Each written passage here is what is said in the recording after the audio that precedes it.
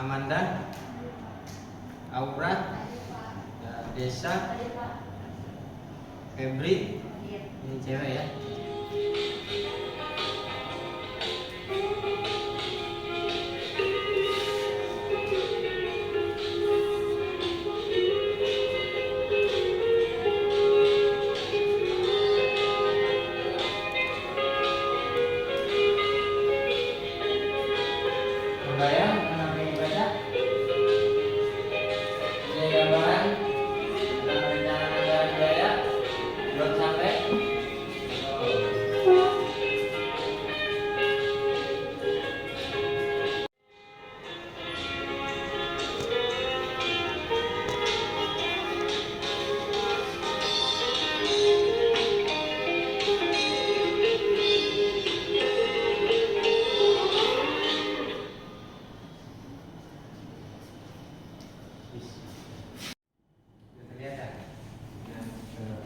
Estimasi biaya konstruksi pelajaran kita pada hari ini.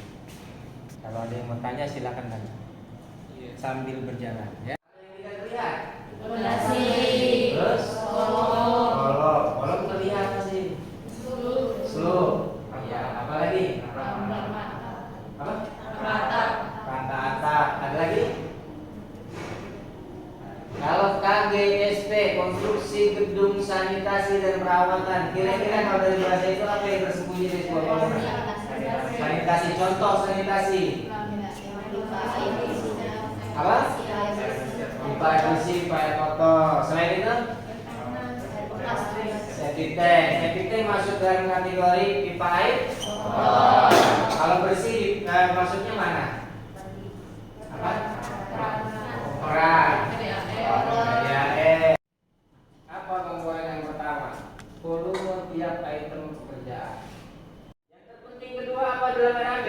Harga satuan pekerjaan. Pertama, dihitung berdasarkan upah minimum regional. Kota dan Jakarta beda. Yang kedua, berdasarkan hasil survei rata-rata di wilayah masing-masing. Yang ketiga, apakah tenaga itu didatangkan dari luar atau tidak? Nanti semua itu dirata-ratakan, jadilah seperti itu. Dibagi 3, jadilah harga satuan dasar upah per wilayah masing-masing. Ya, untuk langkah selanjutnya kalian untuk Bapak bagi dalam kelompok. 1 Abdul, Aura. Oke, kalau gitu kita selesai kelompok.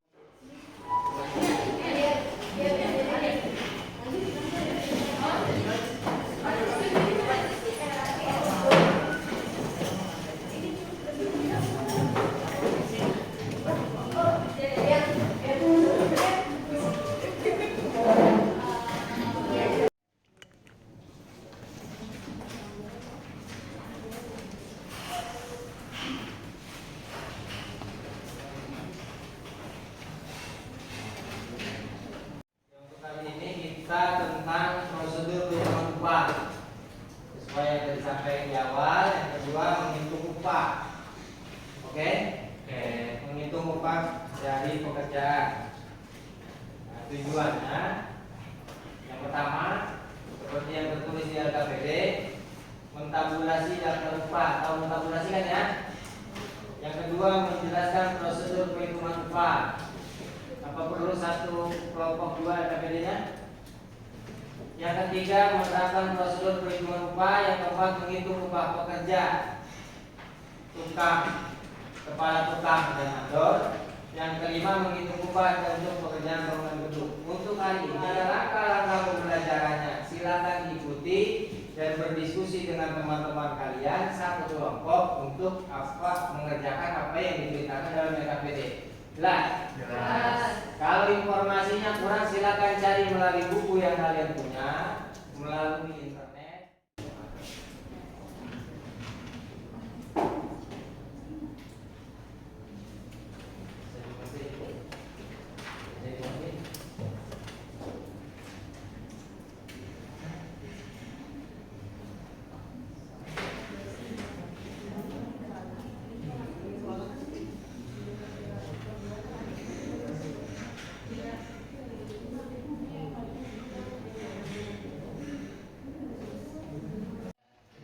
saya akan membahas pertanyaan pertama, yaitu harga upah pekerja, tukang, kepala tukang, dan mandor memiliki standar upah yang berbeda. Jelaskan apa yang menyebabkan terjadinya perbedaan tersebut. Nah, dari kelompok kami berdiskusi bahwa kesimpulannya adalah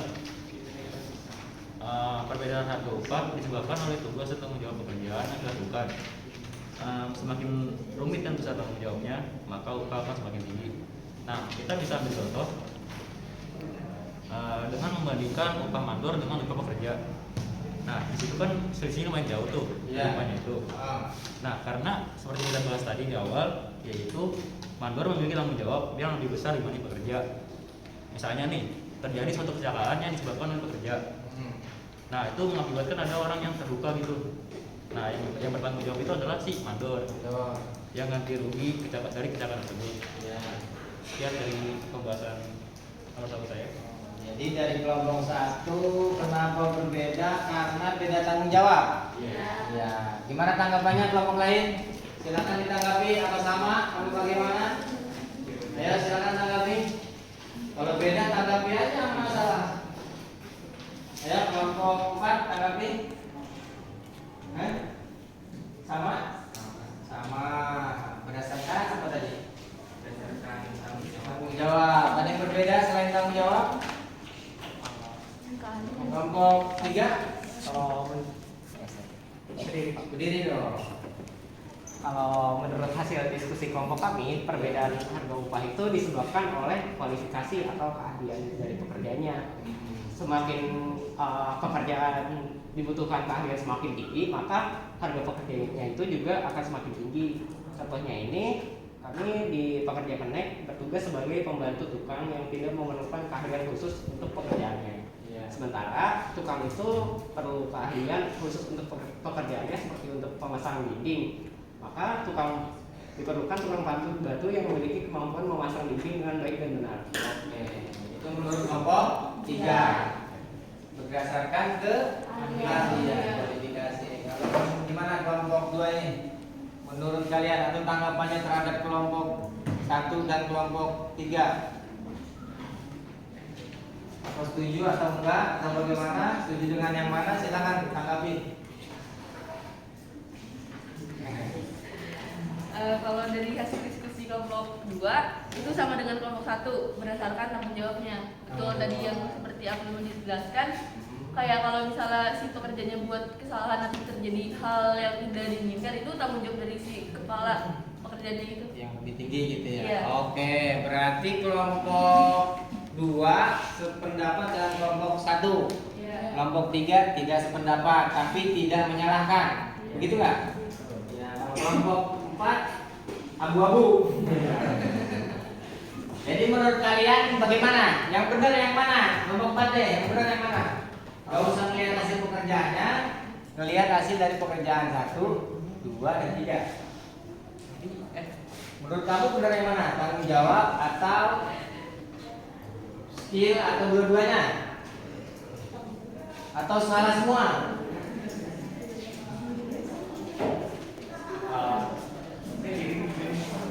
Gak usah, silakan. Itu jawabannya sebenarnya antara kelompok 1 sama kelompok berapa? Kelompok 3 itu sama. Soalnya kan kalau misalnya seperti juga kita butuh tanggung jawab sama keahlian masing-masing kan. Jadi jawabannya itu nggak ada yang salah. Maksudnya nggak ada yang salah. Jadi semuanya benar semua. Kelompok 4 terakhir, ayo. Ini kalau saya mau mewakili kelompok 4 itu mempresentasikan jawaban dari kelompok 4. Di sini kan soalnya hitungan total upah yang harus dibayar oleh orang setelah renovasi selesai kan. Nah, saya ngambil cuma 3 contoh. Yang pertama itu pekerja, harga satuan kerjanya itu 4.657,31 rupiah. Nah, di sini itu kita ambil yang tadi hari kerjanya itu selama 22 hari per bulan. Nah, jam kerjanya juga kita ambil sama tadi 7 jam per hari. Nah, jadi total upah si pekerjanya itu 717 sekian. Nah, untuk tukangnya itu harga satuannya 6.000 sekian, hari kerjanya juga sama 22, jam kerjanya juga 7 jam, hasilnya 937. Nah, yang terakhir ada mandor, harga satuannya itu 7.000 sekian, hari kerja per bulan juga 22 hari, jam kerja per harinya juga 7 jam dan harga upahnya itu 1 juta sekian. Totalnya. Total ini total keseluruhannya di sini sih ada 10 pekerja. Nah, totalnya itu 7.586.374 18 rupiah. Oke, yang menanggapi kelompok 1 deh. Tanggapi, silakan. Saya ngambil satu contoh aja buat pekerja. Nah, jadi per jamnya itu pekerja dibayar 4.657,31. Nah, kan kita ngambilnya itu 24 hari ya, Pak. Nah, satu hari itu kan kita ngambilnya 7 jam. Jadi upah buat pekerja buat per bulannya itu 782.428 rupiah. Nah, jadi kita itu di sini ada 10 pekerja. Jadi semuanya itu totalnya bila digunakan dalam sebulan itu kita menggaji 10 pekerja yaitu 8.276.044 rupiah. Ya, berarti berbeda ya. Apa yang berbeda?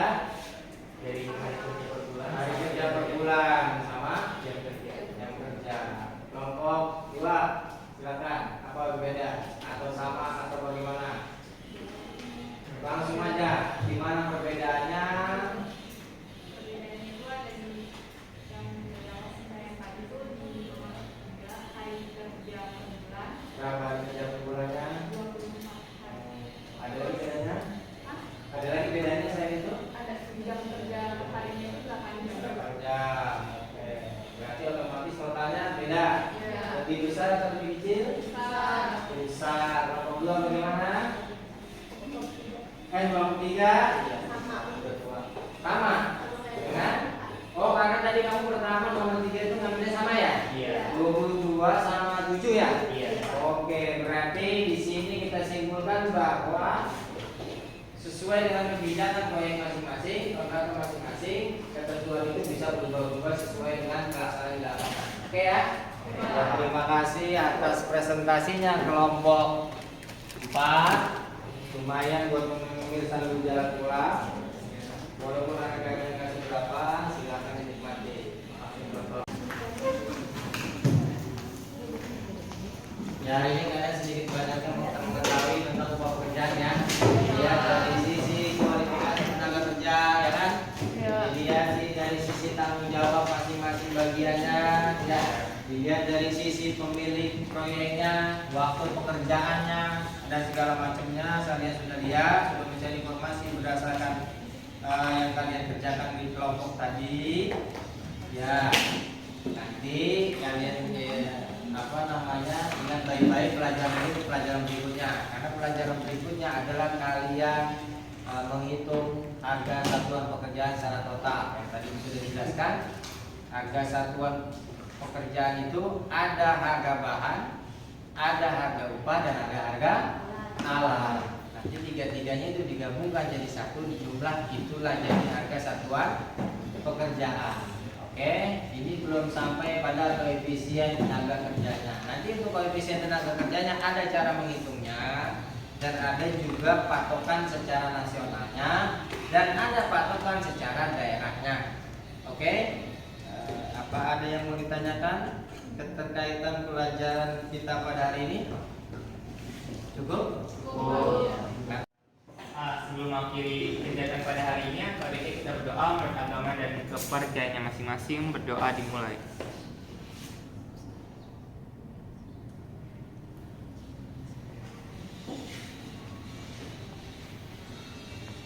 Selesai. Terima kasih. Kurang lebih mohon maaf. Assalamualaikum warahmatullahi wabarakatuh.